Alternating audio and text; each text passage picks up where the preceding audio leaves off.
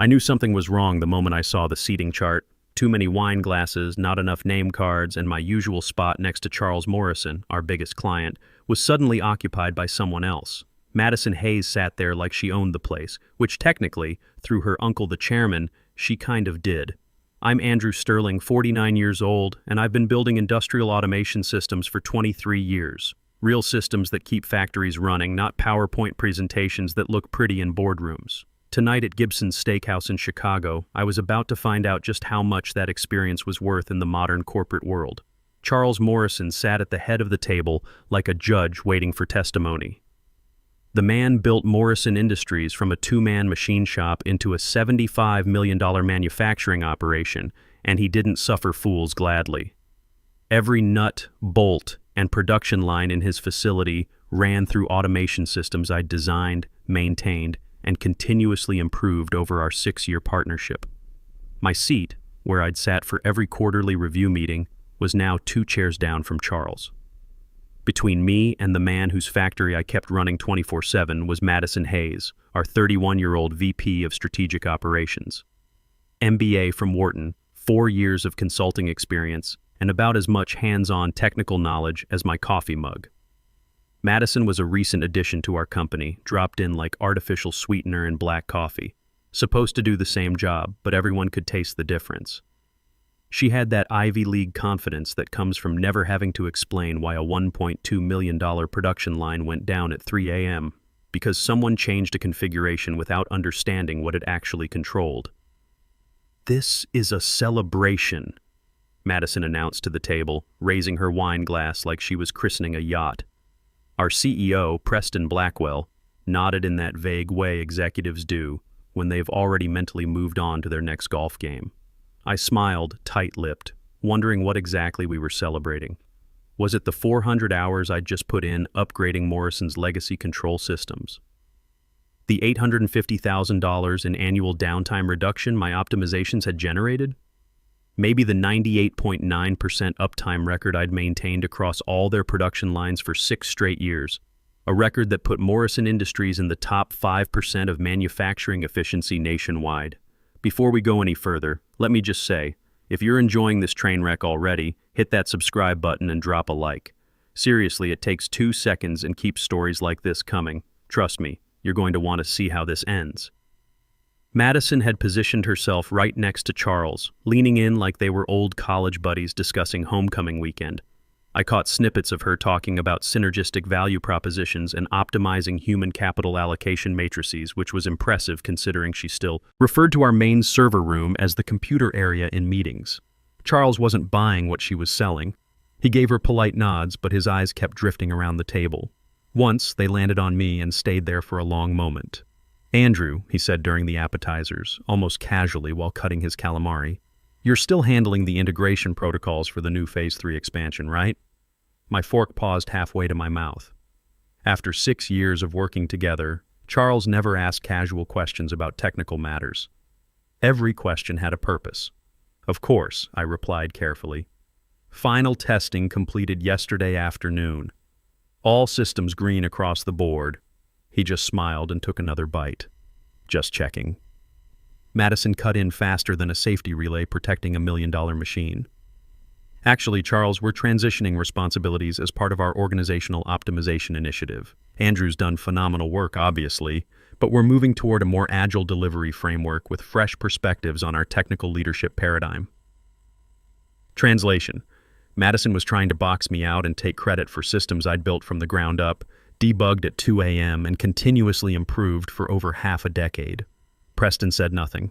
Not surprising, he'd stopped noticing me once Madison started calling him Preston instead of Mr. Blackwell, and filling his calendar with strategic alignment sessions where we used to have 15-minute problem-solving conversations. I nodded politely and turned back to my plate. I'd seen this corporate theater before, the slow squeeze out, the gradual erasure of the guy who actually knew how things worked, while someone who spoke fluent buzzword bingo got the handshakes, bonuses, and corner office recognition.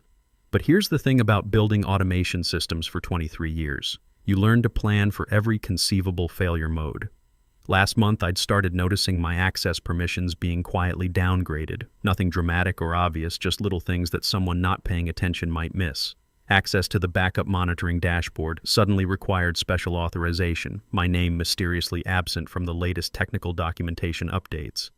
The weekly system reports that used to copy me automatically now went only to Madison's streamlined distribution list. I'd bet my entire pension fund that was Madison's brilliant idea, probably pitched to Preston as eliminating redundancy in our information architecture or some equally meaningless corporate speak.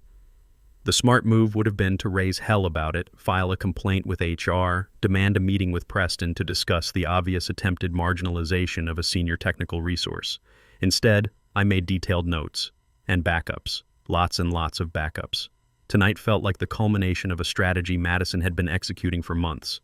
HR mysteriously absent from what should have been a major client celebration. Dinner. No other senior engineers invited to what was supposedly a team recognition event. Just me, Madison, Preston, and a client who kept glancing at me like we shared a secret.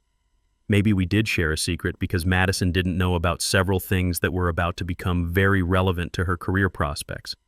She didn't know about the coffee meeting I'd had with Charles's operations director, Janet Phillips, 2 weeks ago at a little diner 20 miles outside the city.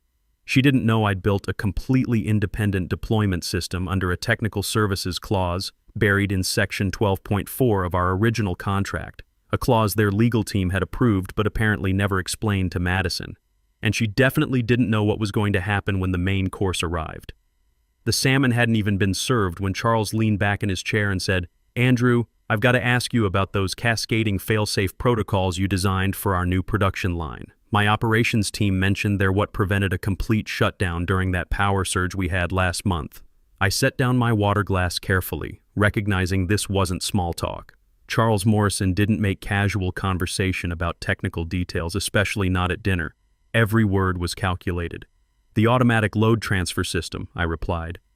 "Yeah, when the main power fluctuated, the backup generators kicked in within 0.3 seconds. The production line never even registered the interruption." Charles nodded slowly. Janet ran the numbers.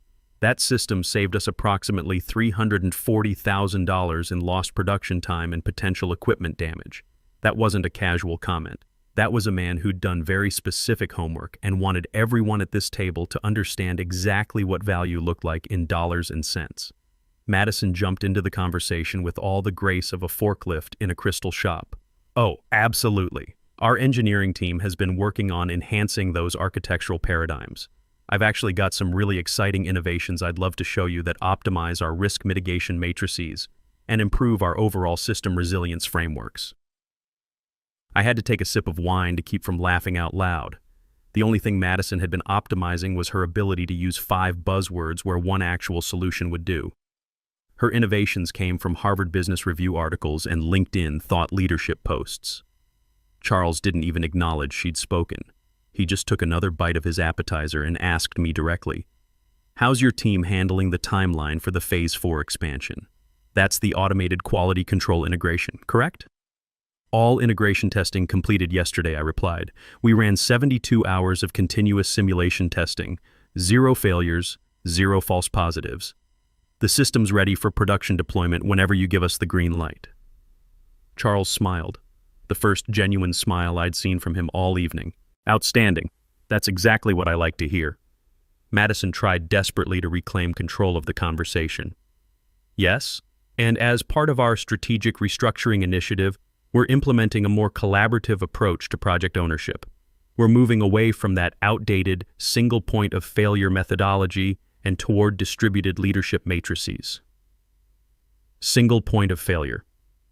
She was talking about me like I was a software bug that needed patching rather than the guy who'd personally prevented actual failures for 6 straight years. Charles swirled his wine thoughtfully and said, very quietly, "In my business, I've learned that reliability comes from knowing exactly who to trust when the lights go out at midnight and the production line stops running." There it was. The line drawn in the sand, delivered with the calm authority of a man who'd built his company by understanding the difference between people who talked about solutions and people who delivered them. From the corner of my eye, I noticed Janet Phillips, Charles's assistant, step outside to make a phone call. Janet had been with Morrison Industries for 12 years and had a reputation for being able to smell corporate nonsense from 3 counties away. That phone call definitely wasn't random. The steaks arrived right on schedule, and Madison raised her wine glass again like she was about to announce the discovery of cold fusion. "Before we dig into these beautiful steaks," she said with a smile that looked like it had been practiced in front of a mirror, "I want to take a moment to acknowledge Andrew's incredible contributions to this project." The entire table went quiet. My professional instincts coiled like a spring-loaded safety mechanism sensing dangerous pressure levels. "Seriously," Madison continued, her voice taking on that particular tone corporate executives use when they're about to deliver bad news disguised as good news. "This deployment has been a massive undertaking, and Andrew's done a phenomenal job bringing it to completion. His attention to detail and commitment to excellence have been exactly what this project needed." She paused for dramatic effect, like a magician about to reveal the trick. "And as we look towards scaling our operations and diversifying our resource allocation strategies, we'll be transitioning Andrew to exciting new opportunities within our organization post-deployment. This will be his final project as primary technical lead for Morrison Industries." She delivered that last sentence with the same cheerful tone someone might use to announce a new flavor of ice cream in the company cafeteria. Preston barely looked up from cutting his steak. He just nodded like this decision had been penciled into his calendar for weeks. I caught Charles's eye across the table. His jaw tightened almost imperceptibly, but he didn't speak. He just pressed his napkin to his lips and stared down at his plate like it contained the answer to a very important question. "Of course," Madison chirped on, completely oblivious to the tension she'd just created, "we're really excited about the fresh perspectives and innovative approaches our new technical leadership team will bring to the table." Andrew's been such a gracious professional during this transition period, a real team player. Team player. Corporate speak for shut up and disappear quietly while we give your job to someone who costs less and complains less. I smiled tight enough to crack dental work and said simply, "Understood." No pushback, no dramatic scene, no emotional outburst that Madison could later spin as Andrew didn't handle the transition professionally. I just cut into my steak, perfectly medium rare, probably cost more than most people's weekly grocery bill, and let the silence do all the talking. Charles finally broke that silence, his voice flatter than a factory floor. "Who exactly is taking over the technical oversight responsibilities?" Madison launched into her prepared answer like she'd been waiting for exactly this question. She rattled off a collection of names, mid-level managers and recent engineering graduates with impressive degrees and approximately zero experience with the specific industrial control systems that kept Morrison Industries running profitably. "Kevin Patterson from our Emerging Technologies division will be the new primary liaison," she said proudly. "He's got tremendous experience with cloud-based solutions and agile methodologies. And Sarah Parker from our systems integration team will handle the day-to-day operational oversight. She's really excited about implementing some innovative optimization protocols." I knew Kevin Patterson. Nice kid, smart enough, but his tremendous experience consisted mainly of configuring software dashboards that looked impressive in demonstrations, but had never been tested under the pressure of a real manufacturing environment where a 10-minute system failure could cost $50,000 in lost production. Charles didn't respond to Madison's personnel announcements. He just reached for the salt shaker like the conversation bored him to tears. I checked my watch. 8:47 p.m. Time to start wrapping up this performance. "Excuse me," I said to our waiter as he passed by our table. "Could you box up whatever dessert you'd recommend? I need to head out a bit earlier than planned tonight." Madison perked up like a dog hearing a can opener. "Is everything okay, Andrew? Nothing urgent happening, I hope?" I shrugged with practiced nonchalance. "Just some final documentation I need to finish up before tomorrow. You know how it is. Crossing all the T's and dotting all the I's before a major transition. That wasn't technically a lie. What I needed to finish was transferring my access credentials, backing up the complete system architecture documentation, and activating the independent deployment infrastructure I'd been quietly building for the past 3 months. Ever since Madison first used the phrase legacy personnel optimization in a meeting where she thought I couldn't hear her. The rest of dinner played out like a wake where the corpse kept trying to participate in the conversation. Charles said maybe 20 words total. Preston made awkward small talk about his golf handicap and some charity fundraiser his wife was organizing. Madison filled every silence with corporate buzzword soup about momentum optimization and strategic paradigm shifts while methodically demolishing her chocolate cake like it had personally insulted her MBA thesis. When the server brought dessert menus around the table, I was the only person who actually ordered anything. Apple tart, I told him. And could you box that up to go? Thanks. Madison leaned back in her chair and raised her wine glass one final time, like a general saluting troops before sending them into hopeless battle. Here's to new chapters and exciting opportunities for everyone. I didn't raise my glass. Instead, I lifted my water and said, to clean endings and honest work. She laughed like I'd made a clever joke, completely missing the fact that I wasn't joking even slightly. Charles finally broke his extended silence as our plates were being cleared away. Andrew, I assume you have the complete deployment configurations and system documentation readily accessible? I paused for exactly one measured beat, long enough to let the question hang in the air, short enough to avoid seeming evasive. Everything's on my development system, yes. Final validation protocols completed at 4:30 this afternoon. All integration tests passed, all security protocols verified. Charles nodded once, a sharp motion like a judge gaveling a verdict. Excellent. That single word carried more weight than Madison's entire 20-minute presentation about organizational optimization frameworks. The table went dead quiet except for the soft jazz playing over the restaurant's sound system and the distant clatter of kitchen staff cleaning up from the dinner rush. Madison stared at both of us like she was watching a conversation in a foreign language she didn't quite understand. Preston scrolled through emails on his phone like he was desperately waiting for this dinner to release him from his corporate obligations. I folded my napkin with deliberate precision and placed it beside my empty water glass. This dinner had started as Madison's carefully orchestrated victory celebration. Now it felt more like the opening ceremony for a completely different kind of event. I excused myself before the boxed apple tart arrived, pressing my phone against my ear like I was taking an important call. Madison waved me off with the casual dismissiveness you'd use for a delivery driver you'd already tipped. I walked past the wine display and the unnecessarily pretentious hostess station until I found a quiet alcove near the restrooms. No security cameras, no other diners, just soft lighting and the kind of acoustic privacy you need for sensitive communications. I pulled out my phone, opened an encrypted messaging app that most people don't know exists, and typed exactly 4 words. Green light. Execute now. Then I powered the phone completely off. Not airplane mode, not silent, completely off. Because the moment that message reached its destination, a carefully constructed backup system would activate, and my role in this particular corporate theater production would fundamentally change. When I returned to the table 5 minutes later, my boxed dessert was waiting next to my chair. Charles's plate was completely empty. Janet Phillips was nowhere to be seen, which meant she was probably outside making the phone calls that would matter more than anything discussed at this dinner table.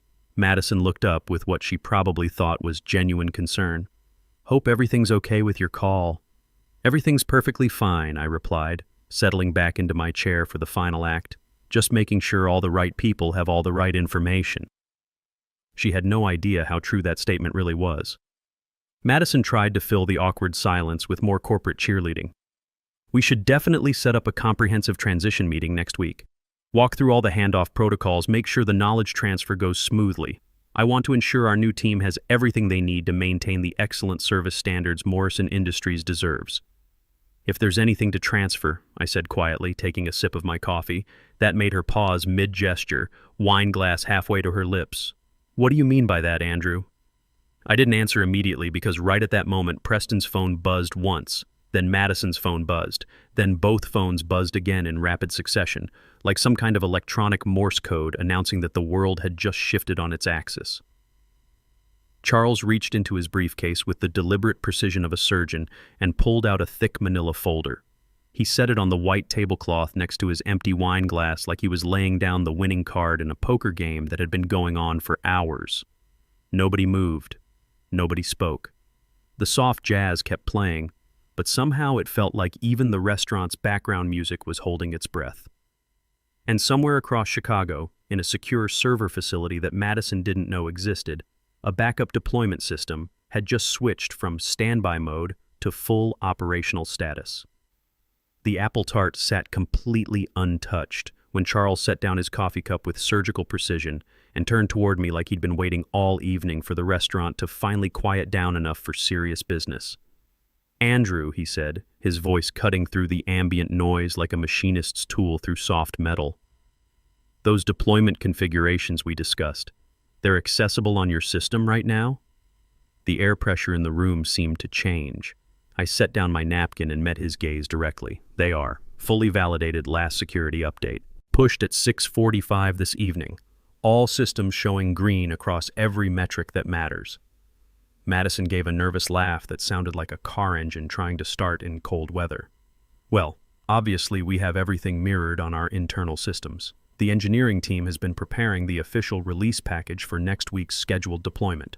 Charles raised one hand, palm flat, like a traffic cop stopping oncoming traffic. "Outstanding. Let's deploy it tonight at my facility." He stood up from the table in one fluid motion. No theatrics, no dramatic announcements, just the quiet authority of a man who'd made a decision and saw no reason to debate it with people who weren't qualified to understand the implications. Madison's fork hit her dessert plate with a sharp metallic sound. "Wait, what? You want to deploy tonight? As in right now, this evening?" Charles smoothed his jacket and checked his watch. "Is there a technical reason we shouldn't?" "Well, I mean—" Madison stammered, her corporate confidence suddenly evaporating like coolant from a cracked radiator.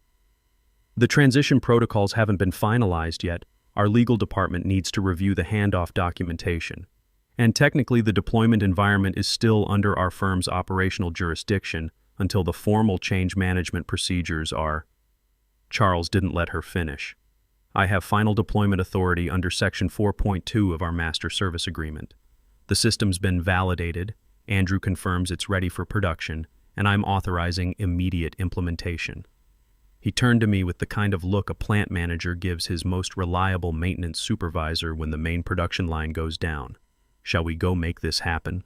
I stood up without hesitation. No victory dance, no smart-ass comments, no theatrical gestures. Just the calm professionalism of a man who'd been building systems that worked for 23 years and wasn't about to stop now. Madison scrambled to her feet like someone had just announced a fire drill. "Andrew, wait.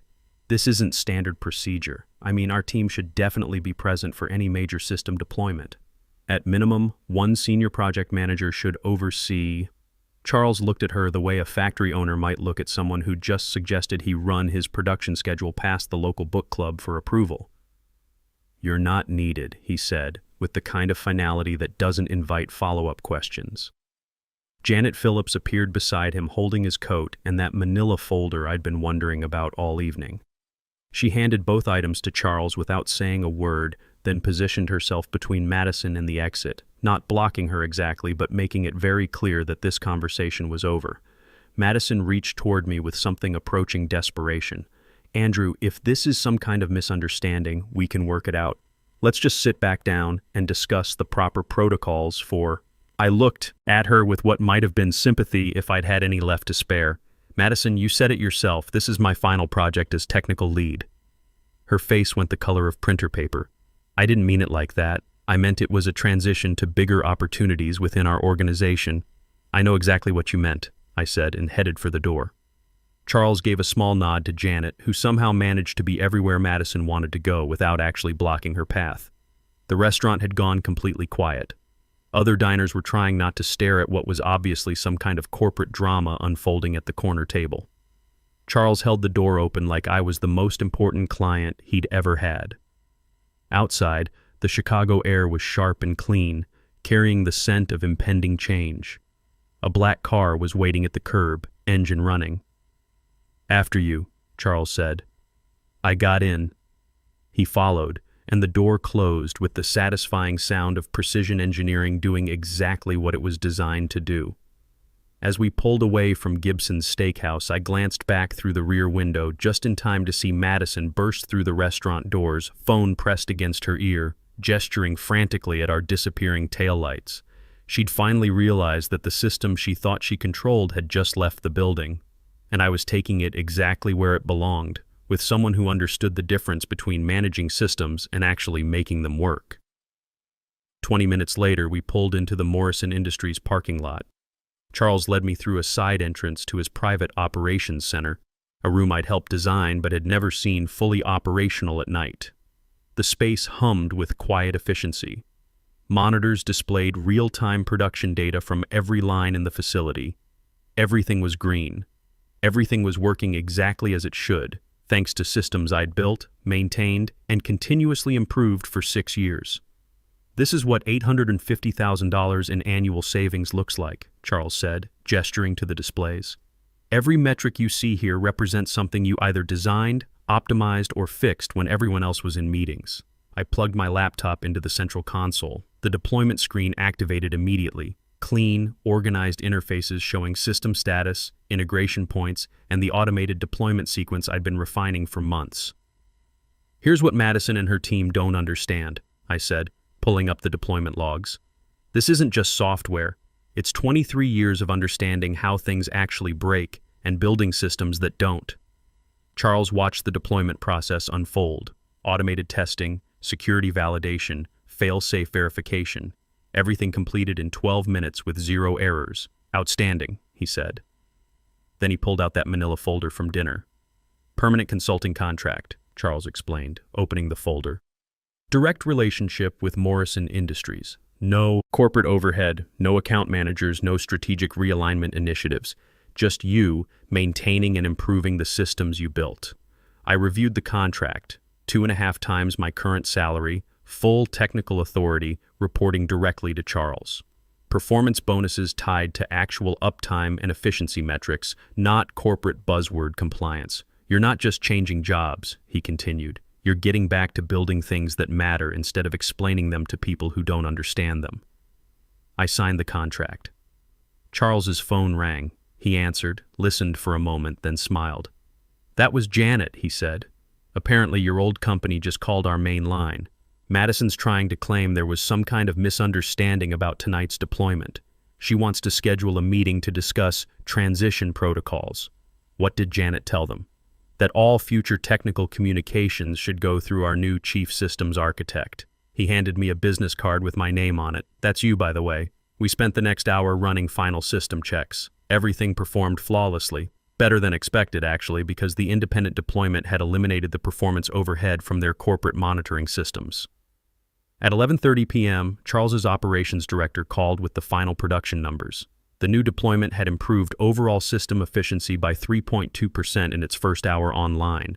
"That's approximately $45,000 in additional annual savings," Charles calculated. "Your new system just paid for itself in the first month of your consulting contract." I packed up my laptop and headed for the door. For the first time in years, I was leaving work with the satisfaction of knowing that everything I'd built was exactly where it belonged, with someone who understood its value. The next morning, I got a text from my former colleague, Kevin Patterson. "Madison called an emergency meeting. She can't access any of the deployment systems. It says everything requires your authentication. Preston's asking questions she can't answer. What happened?" I replied, "Nothing happened. Everything's working exactly as designed. Good luck with the transition." I never heard from them again. 6 months later, Morrison Industries landed 3 new major contracts specifically because of our system reliability reputation. Charles sent me a bonus check with a note. "This is what happens when you invest in people who know the difference between presentations and performance." Madison? Last I heard, she was explaining to the board why they'd lost their biggest client and couldn't access the systems that ran their most profitable contracts. Turns out, there's a difference between managing people and managing systems. Madison never learned that distinction. But that wasn't my problem anymore. I was too busy building things that actually worked for someone who understood what that was worth.